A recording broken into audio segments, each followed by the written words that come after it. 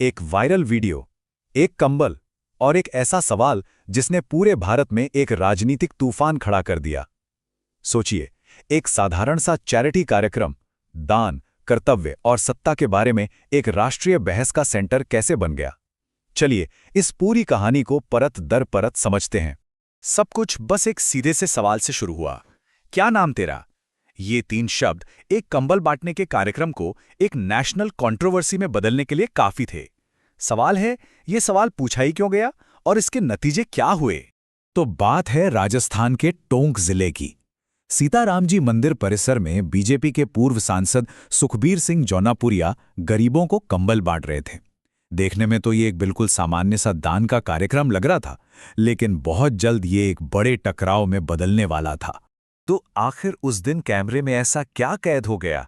एक कंबल और एक सवाल ने इस विवाद को कैसे जन्म दे दिया? चलिए उस एक खास पल को जरा करीब से देखते हैं। अब देखिए, वीडियो में जो दिखता है वो ये है। पूर्व सांसद एक महिला से उनका नाम पूछते हैं। वो अपना नाम बताती हैं सुकुरान। जैसे ही वो ये नाम बताती हैं, उन्हें फौरन एक तरफ हटने का आदेश दिया जाता है और कंबल देने से साफ मना कर दिया जाता है। बस यही वो एक पल था जो इस पूरे विवाद का केंद्र बन गया। तो सवाल ये है कि एक नाम सुनकर कंबल देने से आखिर मना क्यों कर दिया गया?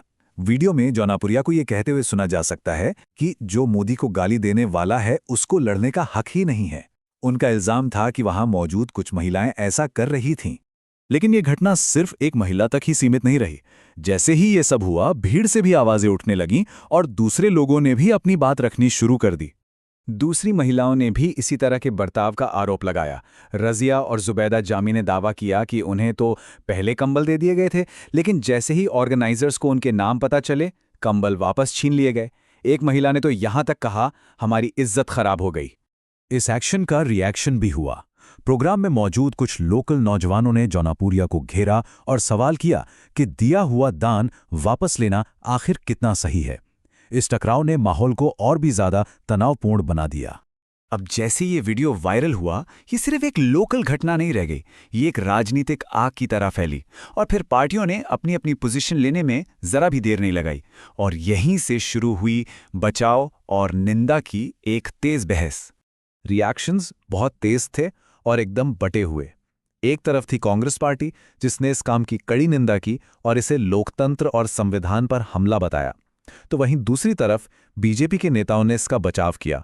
कुछ ने कहा कि हो सकता है महिलाओं ने प्रधानमंत्री के लिए कोई गलत भाषा इस्तेमाल की हो, जबकि राजस्थान के गृह राज्य मंत्री ने तो वीडियो की सच्चाई पर ही सवाल उठा दिया, ये कहते हुए कि ये एआई का जमाना है, हो सकता है वीडियो फर्जी हो और इसकी जांच होनी चाहिए। अब जो सोर्स रिपोर्ट है उसका तर्क है कि ये कोई एक अकेली अलग थलग घटना नहीं है, वो इसे एक बड़े पैटर्न के हिस्से के तौर पर देखती है। आइए देखते हैं कि वो इन डॉट्स को कैसे कनेक्ट करते हैं। सोर्स रिपोर्ट का तर्क यह है कि टोंक की यह घटना अकेली नहीं है।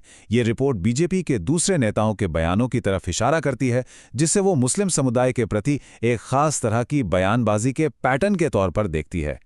एक उदाहरण आता है असम से।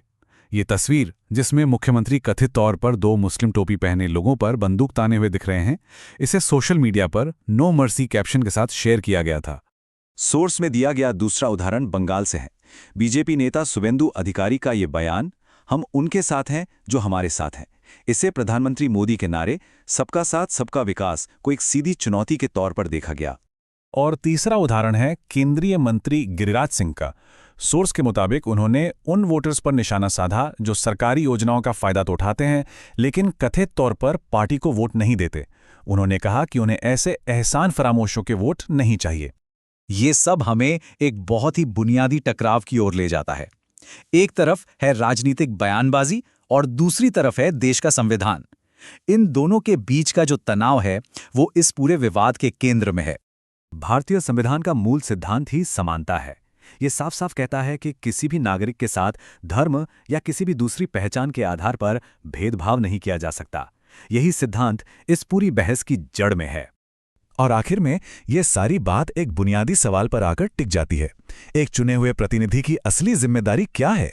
क्या उन्हें सिर्फ उन लोगों की सेवा करनी चाहिए जिन्होंने उन्हें वोट दिया है, या फिर अपने क्षेत्र के हर एक नागरिक की, चाहे उनकी राजनीतिक पसंद कुछ भी हो? यह एक ऐसा सवाल है जो भारतीय लोकतंत्र के बिल्कुल दिल में है।